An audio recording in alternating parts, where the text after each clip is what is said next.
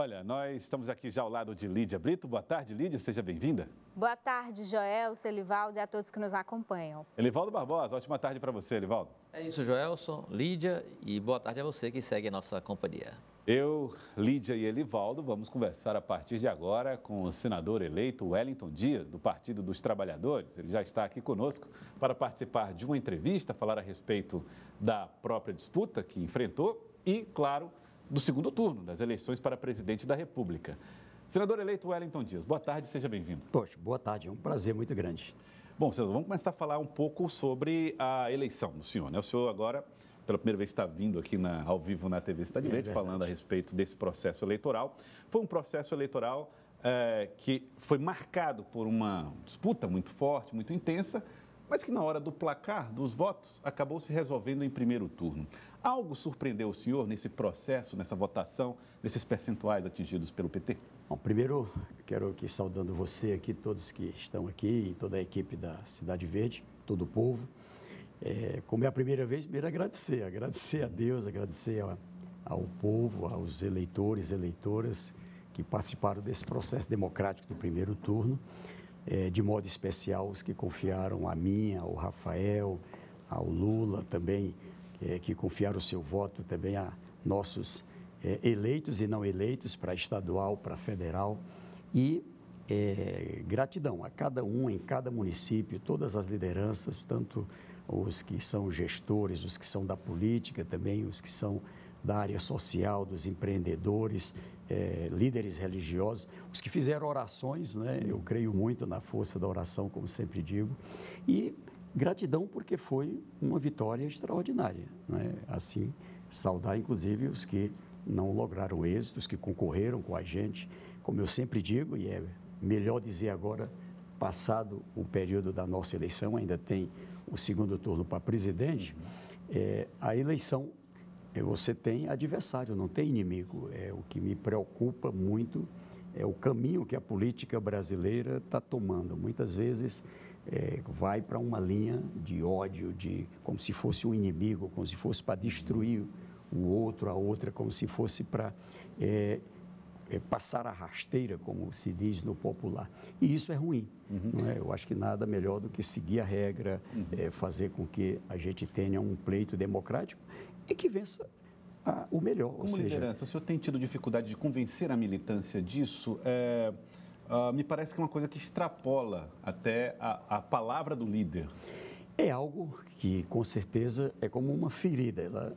A gente precisa cuidar. E sei que vai levar um tempo para sarar, mas a gente tem que encontrar um caminho. Eu sou de uma geração, acho que o Elivaldo aqui também já de cabelo branco, em que o comício era num xingamento.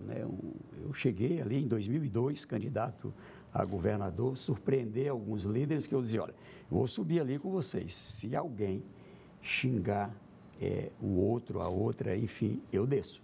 E desci certa vez em Itaueira, desci em alguns lugares, porque fulano é corno, que o fulano é ladrão, ou seja, aquela coisa de um nível de agressão a um caminho pessoal que não fazia sentido. E isso permitiu um distensionamento, porque não fui só eu, outros líderes foram compreendendo a importância daquilo, porque terminava resolvendo na pala, era um líder ia lá e atirava no outro, isso era no Nordeste, era em muitos lugares do Brasil. E a gente superou esse caminho, à medida que a prática democrática, as regras foram funcionando, ela foi distensionando. A gente está vivendo hoje uma coisa que eu chamo também de pistolagem digital. É o pistoleiro, a pistoleira digital. É alguém que está ali querendo assassinar, querendo destruir a outra pessoa através de redes sociais, com mentiras, com formas de montagem, agora dublagem, ou seja, e isso é muito ruim.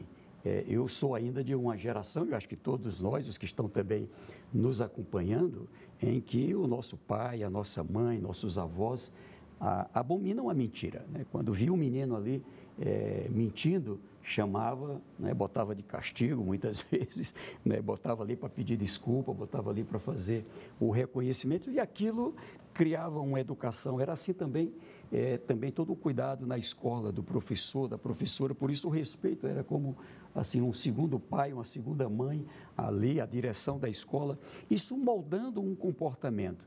Então, se a gente achar natural a banalização da mentira, eu acho que a sociedade ela está muito doente. Eu acho que isso ela gera consequências diversas. Você termina como que ferindo, matando a outra pessoa e a palavra que é espalhada não volta mais. Não volta mais. Tem uma parábola que eu gosto muito, que é de alguém tentando ensinar o filho, e ele diz, olha, cada vez que você diz uma palavra que ofende o outro, você vai lá naquela tábua e fure ali com a faca ali. Pá.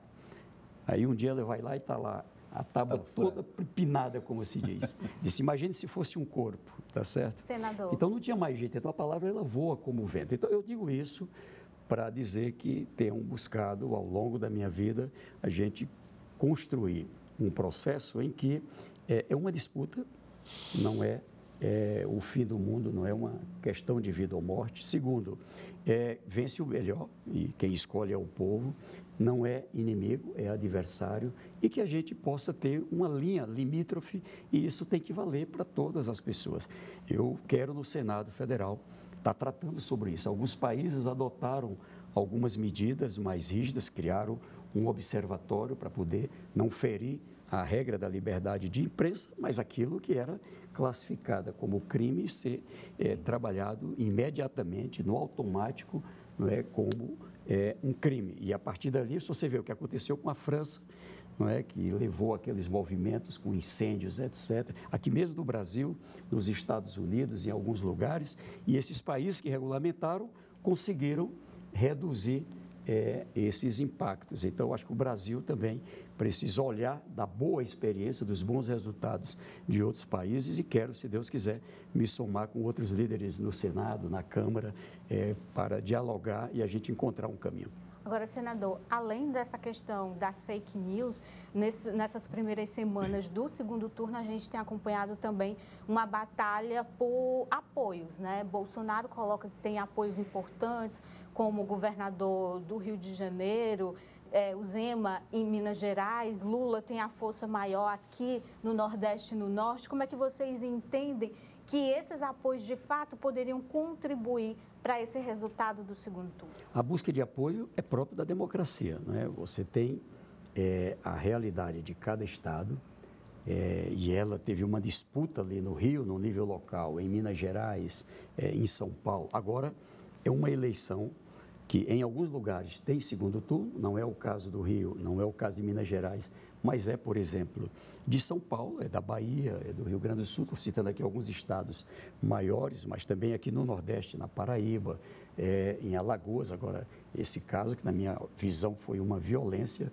não é, véspera de uma eleição, um processo de 2017, vim disparar véspera da eleição. Crime tem que ser combatido, mas tem que ser feito, não é, de uma forma ágil para evitar exatamente o uso disso véspera de um processo eleitoral do segundo turno, há 19 dias de uma eleição.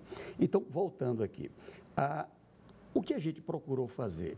Construir no segundo turno, não é, esse conjunto de apoios. No Piauí, há um conjunto de líderes que estiveram do outro lado.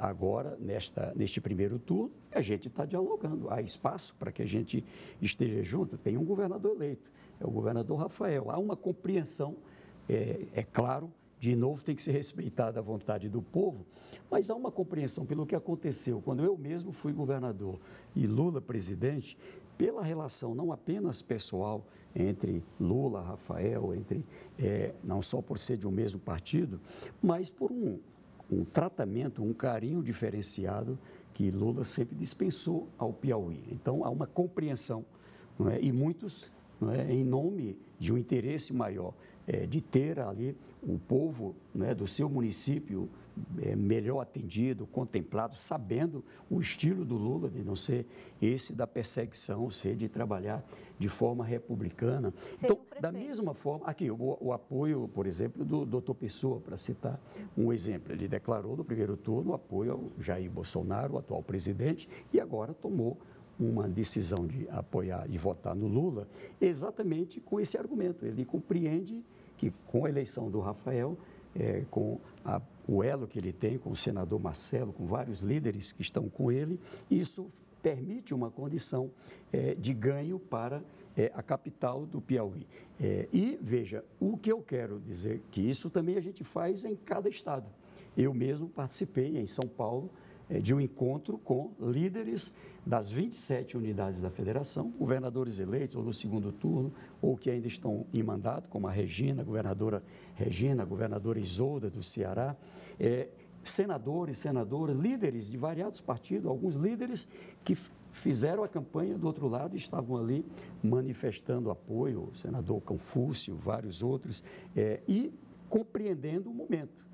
Como disse o presidente Fernando Henrique Cardoso, que tinha feito uma declaração, mas sem explicitar o voto. Agora ele foi mais claro, voto no Lula, por democracia pelo Brasil. Tem diferença? Tem, mas agora tem algo maior em jogo. Não é? O ex-ministro e senador José Serra também concorreu com o Lula, mas declarou apoio ao Lula pela conjuntura. Quer dizer, não é possível o país caminhar em direção a esse abismo de risco ao próprio regime democrático, de risco, não é, desse espalhado ódio com a participação do próprio chefe de Estado. Então, com base nisso, muitos líderes estão se posicionando e, é claro, nós temos que ter um olhar mesmo com o povo, conversar com todas as classes sociais, conversar agora com mais tempo, é possível falar mais das propostas do programa e digo a você que eu estou bastante animado. Eu acho que a gente, na largada, tem aí um posicionamento melhor, mesmo não só das pesquisas internas, mas mesmo as pesquisas já divulgadas, colocam um crescimento. O Lula, que teve, a chapa Lula-Alckmin, que teve 48% de válidos no primeiro turno, agora, no Datafolha, ele sobe para 53% e no IPEC ele vai para 55%, ou seja, dá uma distância mais larga. Ele teve 6 milhões de votos de maioria, teria 7 milhões pelo Datafolha e teria 11 milhões pelo IPEC. Então, claro, de novo, nada já ganhou. Veja que faltou 1,5 para vencer no primeiro turno. Eu mesmo tinha muita esperança de resolver no primeiro turno, mas não deu. Senador, o senhor falou ali no calor da apuração, lá que o senhor foi eleito, em feridas, sequelas. Eu trago aqui para o debate atual. A campanha do Piauí ela foi muito acirrada, muito disputada, apesar de ter sido concluída no primeiro turno. O que projetar para a sua relação, por exemplo, com o ministro e senador, que vai ser senador junto com o senhor, Ciro Nogueira, no futuro? Olha, quem me conhece, eu separo a relação política da relação pessoal. É claro que desenha-se ele no campo político, foi uma opção dele, do lado de Jair Bolsonaro, desse campo, como se diz, ele assumiu o bolsonarismo, até eu que o conheço há tanto tempo, não posso negar que achei estranho o seu estilo nesse período, mas é uma decisão pessoal. A minha relação pessoal prossegue, né? Eu sempre tive uma relação, tenho uma ótima relação com o ex-governador Napoleão, é bom que faz mais tempo que a gente disputou, com o Zé Filho, com quem disputei. Hoje somos amigos, somos pessoas que temos uma relação extraordinária, assim como vários outros líderes, né? O vereador Wilson Martins, né? Tivemos juntos, tivemos separados, agora juntos novamente, e sou grato. Então, eu quero sempre colocar a relação pessoal e a disputa política, ela está num patamar que não é de inimigo, não é de inimizade, não é de cortar o dedo, como a gente fazia no tempo de menino, né, Lídia? De ter uma intriga. Porém, são projetos bem distintos. Esta eleição é um abismo que você tem que fazer uma opção. Qual é o país que você quer? E aí, isso é muito forte, né? A gente vai ter esse risco de ter no poder um grupo que coloca, olha, eu vou botar lá mais 2 ministros do Supremo, vou ampliar o Supremo para poder o Supremo ser meu. Quem governa na democracia, a escolha ela se dá num processo em que você escolhe alguém que tem ali um perfil de preparo, que tenha conhecimento, com quem você possa ter diálogo numa hora que precisar, mas nada além disso, pela importância na democracia do outro poder. Porque se eu tiver um Supremo a serviço, não é, de um grupo de pessoas, e os outros, como é que fica? Então, é disso que nós estamos tratando, é algo muito, muito sério, a decisão que a gente vai tomar. Qual é o Brasil que a gente quer? Eu sei que tem gente que defende mesmo, ditadura, defende que seja um regime, não é, em que não precisa de lei, é o rei aqui que manda, que faz. Eu defendo a democracia, né? Como diz o pai do Wilson Martins, né? Democracia é um regimezinho chato, mas não encontraram outro melhor do que ele. É o melhor que tem mesmo. Senador, e falando em democracia, nesse desenho do novo Congresso para 2023, a gente vê um Congresso mais de centro e direita. Vai ser um grande desafio para Lula, caso venha a ser eleito presidente, ter aí que negociar com essas forças e tendo ali um bolsonarismo muito forte dentro do Senado e da Câmara que foi eleito. Olha, eu tive o papel, junto com o ex-governador e senador Jacques Wagner, de cuidar exatamente desse xadrez nas 27 unidades da federação, acompanhando de modo especial o Nordeste, o Norte, parte já agora nesse primeiro turno. Do Centro-Oeste no primeiro turno e agora também no segundo turno, com mais outros líderes, Humberto Costa, o Randolph, líderes de vários partidos, o Marcelo Castro aqui também nos ajudou, enfim. E o retrato que eu vejo, ele não pode ser contado como garrafinhas em cada partido. É preciso olhar a realidade e o conhecimento sobre cada pessoa em cada lugar. Veja, analisando por partido a conta da uma, analisando como é que foi em cada estado a conta da outra. Eu vejo 350, 360 deputados, deputadas, que em nenhum momento da sua vida defendeu isso que defende o bolsonarismo, defende rompimento do regime democrático, qualquer ameaça, não aceita, pelo contrário, tem uma presença firme na defesa da democracia. Cito um exemplo, nem terminou a eleição no Rio Grande do Sul. O Onyx Lorenzoni, não, ele tem uma posição bolsonarista mesmo, diferente do Eduardo Leite, é do PSDB, fez uma posição de neutralidade. Eu estou defendendo que o campo político, que quase vai para o segundo turno lá, coordenado pelo Pedro, o campo lá do Beto, Albuquerque, a Emanuela, enfim, que possam apoiar o Eduardo Leite. Por quê? Na hora da disputa sobre as vacinas, onde é que estava Eduardo Leite? Na defesa da vacina, na defesa da vida, quando teve ali as ameaças à democracia, onde está o Eduardo Leite? Na defesa da democracia. Então, eu cito um exemplo para dizer que em variados partidos, você tem pessoas do campo democrático. Eu cito um exemplo aqui bem prático de um grande amigo, o Damião, muito amigo do Flávio Nogueira, do PDT, ele é o esposo da Lígia, vice-governadora da Paraíba. Ele estava no PDT, por uma conjuntura foi para a União Brasil, na Paraíba. Foi eleito deputado, tá certo? Qual é o comportamento dele lá? Já trabalhou a campanha do Lula no primeiro turno e está na campanha agora. Então, quando você conta os votos do União Brasil, parece que tem um número aqui e não é verdade. E uma pessoa sempre democrática. Então, a exemplo do Piauí, que tem um campo mais amplo, inclusive já na aliança, também há a condição de aspecto. Cito o Piauí, os eleitos também pela oposição, certamente terão espaço para diálogo. Eu conheço bem, posso citar um exemplo aqui, o Átila Filho, conheço o pai, ele é um defensor, era governo, mas é um defensor da democracia, é uma pessoa que sustenta a defesa da democracia. Então, eu digo isso para mostrar que, terminada a eleição, nós vamos ter no Brasil mesmo uma primeira organização, qual é o campo democrático que fica, qualquer que seja o resultado. Qual é o campo que sustenta a defesa da democracia? E, a partir daqui, um projeto de país. Porque qual é o problema do governo atual? É que não há projeto nenhum. Eu não posso dizer se o governo é bom ou é ruim. Eu considero péssimo, porque não tem projeto nenhum. Qual é o projeto para a educação? Não é cortar verba da educação, cortar merenda escolar, cortar verba da universidade? Qual é o projeto para a saúde? Qual é o projeto?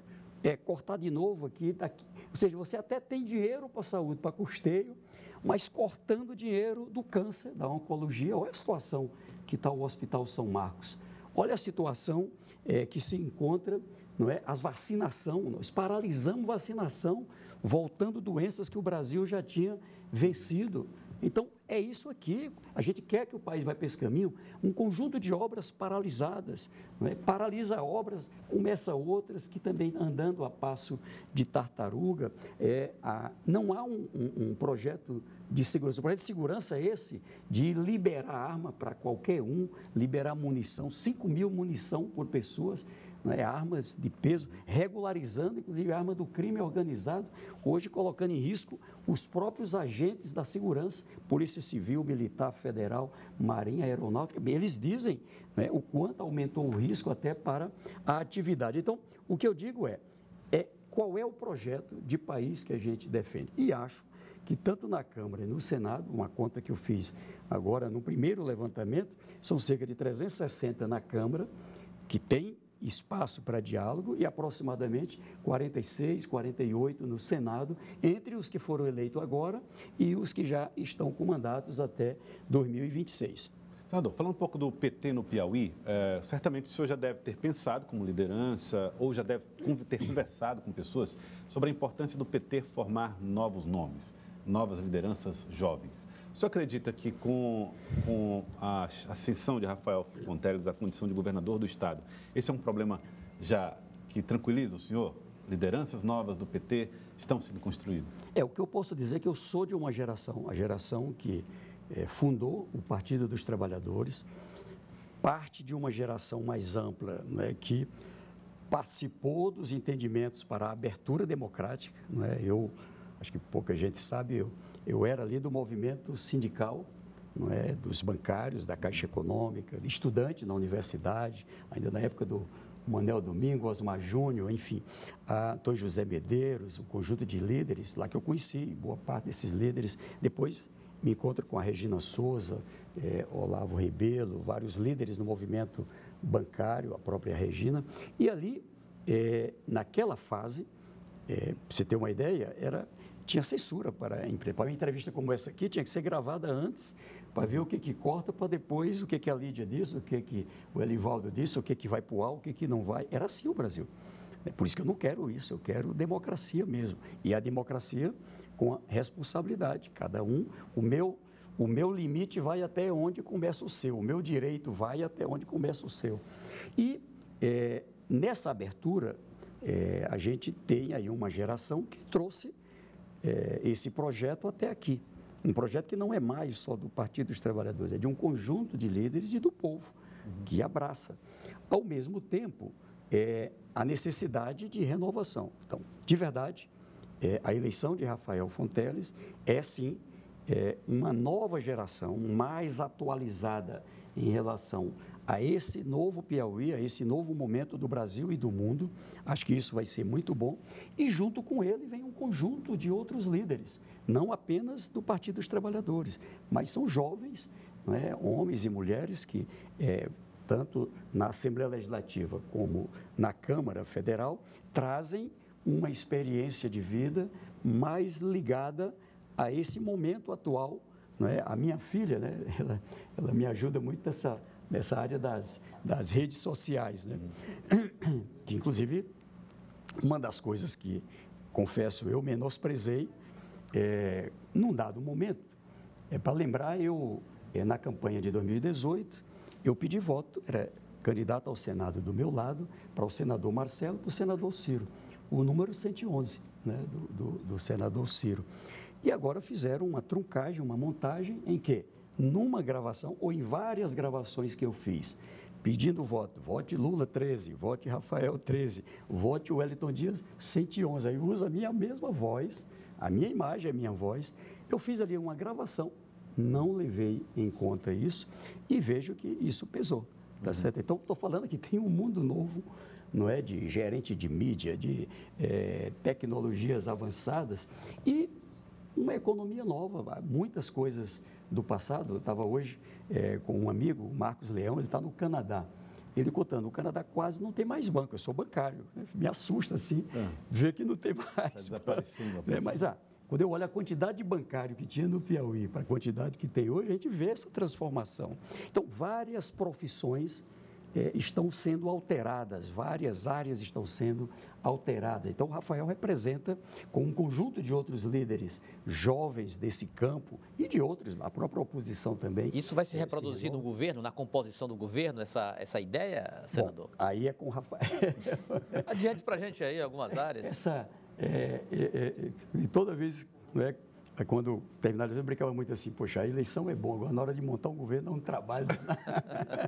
Então, esse trabalho eu não tenho, eu vou cuidar lá mais do mandato no Senado, se Deus quiser, tá certo? Mas o governador eleito, Rafael Fonteles, 37 anos, é um jovem, mas um jovem muito maduro. Um jovem muito maduro. Ele deve ouvi-lo, né? Convivi muito com ele nesse período. Ele sabe o tamanho da responsabilidade. Eu digo aqui a eleitores e eleitoras e também quem não votou nele, não é? Eu acho que